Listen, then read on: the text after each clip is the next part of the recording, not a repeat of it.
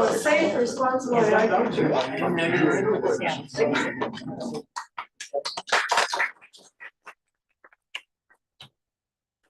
Okay, great. Thanks everyone for being here. My name is Dong. I'm a professor at UC Berkeley and also a co-director of a campus-wide center called the Center for Responsible Decentralized Intelligence. And so today I'll talk about a new initiative. This also, potentially can help generate discussions later for the panel as well. So I have a short talk, but I actually have quite a few slides. So I'll just try to go through things pretty fast. Okay, so the talk is on a social-technical approach for a safe, responsible AI future, a path for science and evidence-based AI policy. So we are all really excited about the exponential growth in large language models, and they have really empowered rich new capabilities, and also their advancement has been astonishing, right? Many benchmarks have reached even like a superhuman performance. But however, at the same time, with all this excitement, we also need to pay attention to the broad spectrum of AI risks. And there are many different categories of AI risks, including malicious use, AI malfunctions, systemic risks, and so on. And also, as we deploy AI, it's really important to keep in mind and consider the presence of attackers. History has shown attackers always follow the footsteps of new technology development, or sometimes even leads it. And this time, the stake is even higher with AI. As AI controls more and more systems, attackers will have higher incentives to compromise them. And also, as AI becomes more and more capable, the consequence of misuse by attackers will also become more and more severe. And hence, it's really important to consider safe and responsible AI in the adversarial setting. And also, many of you probably have seen many leading scientists and researchers have also come together to talk about the importance of mitigating risk of extinction from AI and so on. So with all this, it's important to mitigate risks from AI while fostering innovation. And given the importance of that, so there has been many proposals in various bills and legislations, including the Biden Executive Order and EU AI Act and so on. And also, interestingly, in particular this year, we have seen a sudden proliferation of AI bills. Currently, at the federal level, there is about 120 AI bills in flight. And this year, at least 45 states have introduced AI bills, altogether around 600. And 31 states have adopted resolutions or enacted legislation about 40 bills. However, this process has also, it's not without problems. And in particular, what we have seen is that there has been huge fragmentation in AI community on approaches to AI policy. So AI research and policy community currently lacks consensus on the evidence base relevant for effective policy making, including, for example, what risks should be prioritized, if or when they will materialize, and who should be responsible for addressing these risks. For example, many of you, including later today, the panel discussion, so we have seen a lot of heated debates, for example, in the process of the California bill, SB 1047, which recently has been vetoed by Governor Newsom. So the question is, what should we do? How can we do better? So first, I argue here that building a safe AI future needs a sustained social technical approach. So first, technical solution is necessary, but insufficient in solving these complex and challenging problems.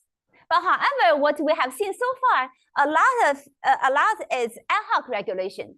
And ad hoc regulation leads to a lot of problems, including they may yield suboptimal solutions and potentially even negative consequences. And it can create a lost opportunity to avert disastrous outcomes and creates fragmented community. So the question is, what is a better path for a safer AI future? So that's what this new proposal is about. So recently, a number of leading AI scientists and so on, altogether, we put up a new proposal. And you can go to this website, understanding-ai-safety.org, to look at the details. And essentially, what we call for is a path for science and evidence-based AI policy. So what does this mean? So the key message is that we strongly believe that the AI policy should be informed by scientific understanding of AI risks and how to successfully mitigate them. And unfortunately, currently, the scientific understanding, as we all know, is quite limited. So in this proposal, then in particular, we propose this science and evidence-based AI policy approach with 5 priorities to help advance scientific understanding and science and evidence-based AI policy, including we need to better understand AI risks, we need to increase transparency on AI design development, we need to develop techniques and tools for essentially early warning detection mechanisms, and develop mitigation and defense mechanisms for the identified AI risks, and we need to build trust and reduce fragmentation in the AI community. So now I will briefly talk about these 5 priorities. So the first priority is to better understand AI risks. And there are a few key points for what we mean and how we can better understand AI risks. So first is coverage. So we need to have comprehensive understanding of AI risks. And this is the necessary foundation of effective AI policy. And again, as I mentioned, the spectrum of AI risks is very broad, including all these different types of AI risks. And some are already manifesting, including misinformation, non-consensual intimate imagery, and there are future potential risks such as for cyber offense, bioweapons.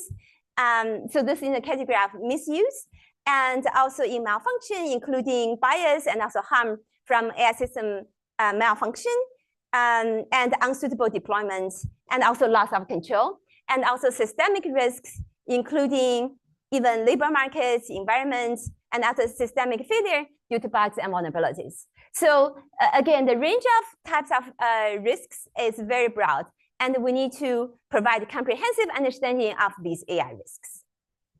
And another important aspect for understanding AI risks is that we recommend a particular type of analysis, which is what we call marginal risk framework. So essentially, the marginal risk framework is to try to identify the risks with, essentially to try to identify risks with AI versus without AI. So this way can help us to understand marginal risk created by AI. And this marginal risk framework was initially also proposed and utilized by our earlier work with other collaborators on using this marginal risk framework to try to better understand and analyze the societal impact of open foundation models, to try to decide whether we should keep open models or they are too risky since they can be more easily misused, and hence we won't be able to open them, and which can cause, of course, downside for open innovation and so on. And in this context, essentially, we recommend a risk assessment framework using marginal risk for these for AI systems, and these also have a sequence of steps, including what specific risks are we analyzing, from whom, what is the existing risk without these frontier AIs, and what are the existing defenses without the frontier AIs, and then what is the marginal risk of these frontier AIs, and how difficult is it to defend against this marginal risk, and finally, what are the uncertainties and assumptions in this analysis. So in our earlier work using marginal risk analysis, we also compared our assessment framework with the prior works, which tried to also analyze the question whether we should open or keep AI models closed. And our work showed that most of the earlier work on this topic, they did not actually take the approach of marginal risk analysis and really fell short on that. And using marginal risk analysis can best help us to really understand the risks caused, for example, by AI, and what's the best way to mitigate it. So in particular, in this case, I'll give a quick exercise of in the landscape of cybersecurity. So the question is essentially, how will AI change the landscape of cybersecurity? So we have traditional cybersecurity, which deal with which has attackers and defenders deal with traditional software system, which are symbolic programs written by humans. Now with AI, especially with frontier AI can help both attackers and defenders. And also the software system now is more complex. It includes both symbolic programs that's written by human and AI, and also non-symbolic programs, which are these AI models. And so the question is, how can we do the marginal risk analysis when we have now frontier AI helping both attackers and defenders? And in order to address this, essentially, we actually need to go through a very complex analysis, which is actually part of the work that we are currently doing. So essentially, we need to know the enemy. We need to know the impact of misuse AI in attacks. And we also need to know the defense and also impact of AI in defenses. And also there's asymmetry between defense and offense, which make this analysis even trickier. So as just one example in this analysis, so here there's a common argument about how AI will help attackers or defenders. Is oftentimes people say that so AI can be used to find bugs in code, but however, in this case, defenders can use AI to discover and fix these bugs before attackers. So then in this case, we don't need to worry. AI is going to actually help the defender more. So is that true or false? What do people think? Are you voting that AI will help defenders? We don't need to worry, or AI is going to help attackers more? Do you worry or you do not worry? Yeah, do you worry or you do not? So Worry. What was the question? the question is right. Given that AI can help both attackers and defenders, do you need to worry in this particular case? Depends if I'm an attacker. Oh, Thumbs up means worry. Okay. Yes. So right. So in this particular case, there is a symmetry between defense and offense. So yes. Defenders can use AI, can even have more computation resources to try to use AI to find bugs and fix them beforehand. But however, in this case, because of the asymmetry, the offense side only needs to find one attack that works to succeed. But defenders actually need to fix all bugs and prevent all attacks to succeed. And also cost for defense oftentimes is much higher than attack. And deploying defense, even when it works, actually can take a very long time. Because you need to develop the fix, you need to do a lot of testing, and you need to do deployment globally. And a lot of legacy systems, as we know, that today they are still not patched. And also attackers can actually learn about vulnerability and generate exploits using public information about the patches, even before and exploit the system even before they can be patched, before all patches can be deployed in all systems. So these are some examples of the kind of marginal risk analysis that we need to do to really understand these questions much better. And making it even more complex, marginal risk analysis also actually the result changes depending on many factors such as model capabilities. So for example, today, the current marginal risk for social engineering with AI is very high. We have already seen in the real world many examples how attackers use GenAI to do social engineering actually cause a huge financial damage. Like in Hong Kong, $25 million were stolen by attackers using GenAI attack. And but currently the marginal risk for cyber exploits using AI is actually very low. That's from the current model capabilities. But this will change as time goes on, as the model capability increases. So now I'll briefly talk about priority 2. Is increased transparency on AI design and development. So transparency is very important for risk analysis and policy development. And currently, actually, the good things about developers currently volunteer on transparency reporting.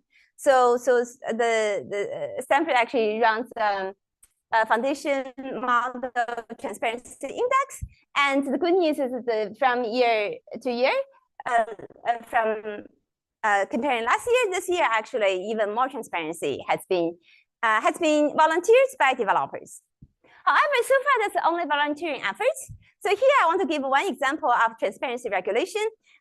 So in the first, in the last decade, social media companies such as Google, they did self-reported transparency report for social media.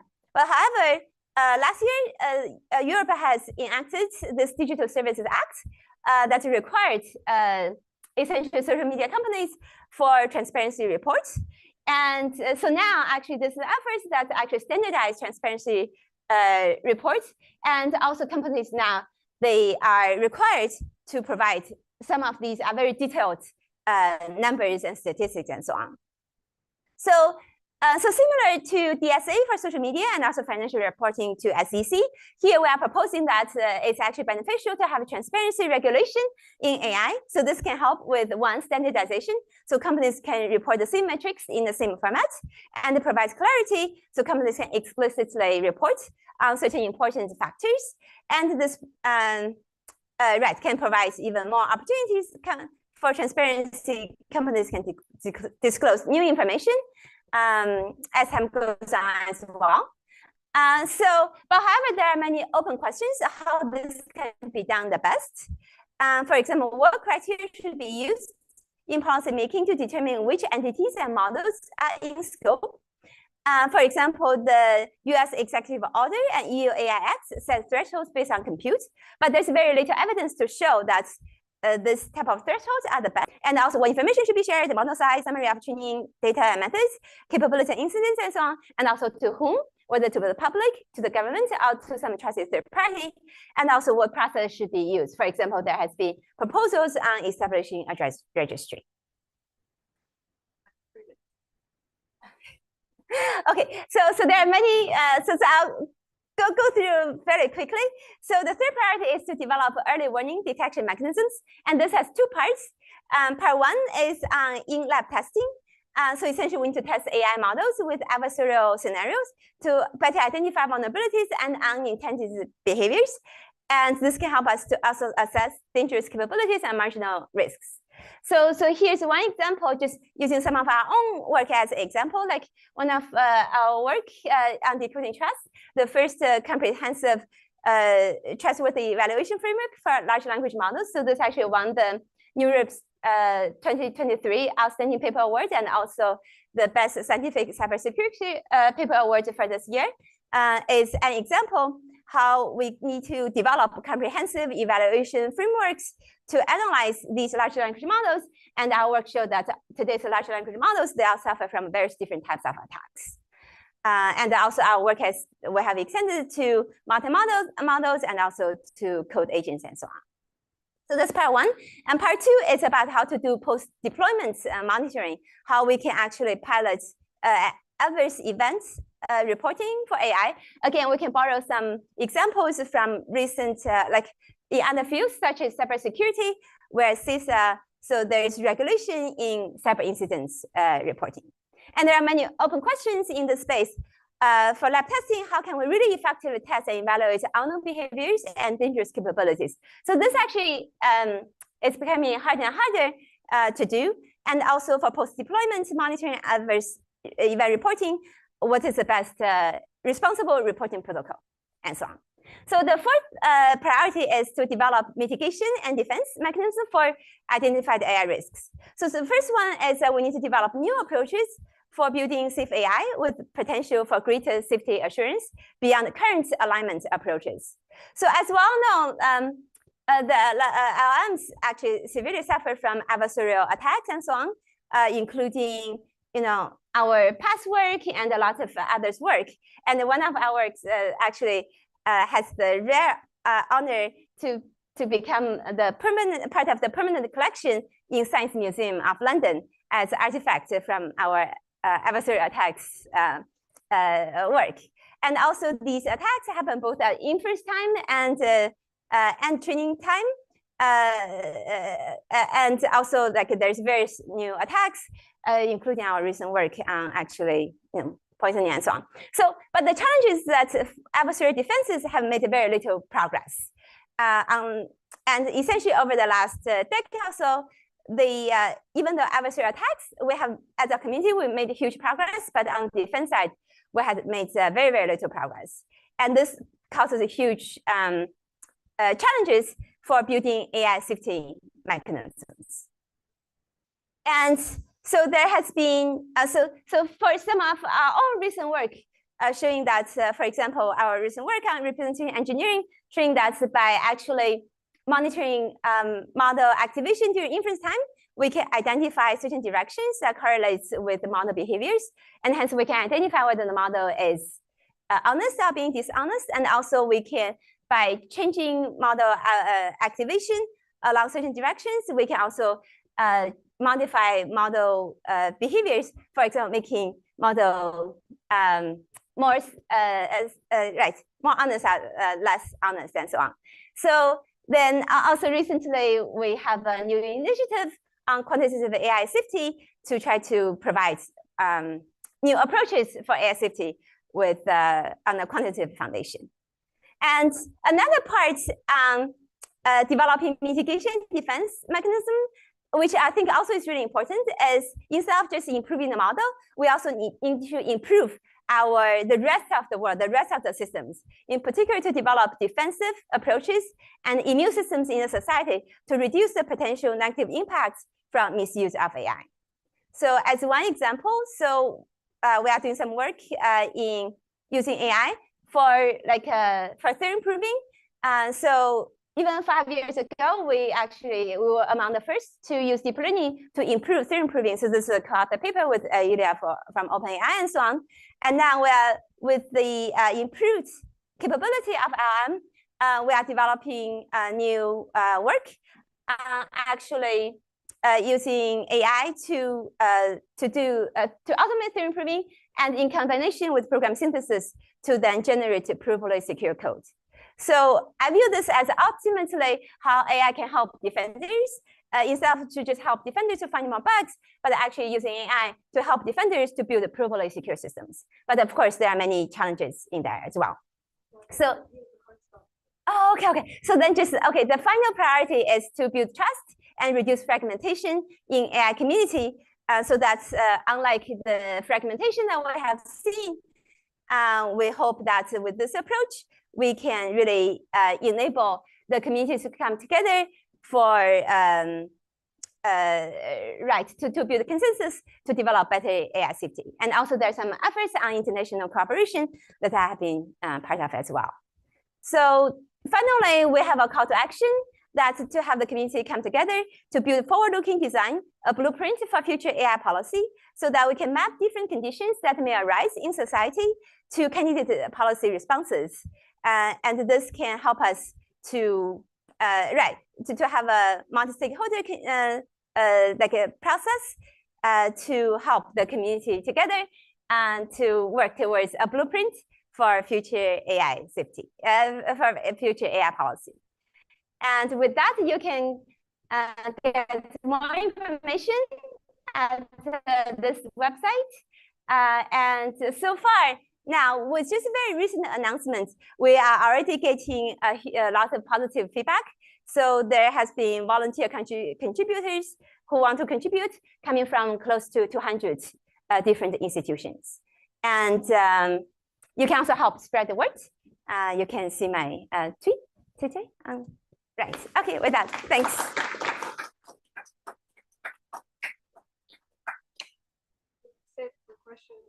You could go to 3, I think.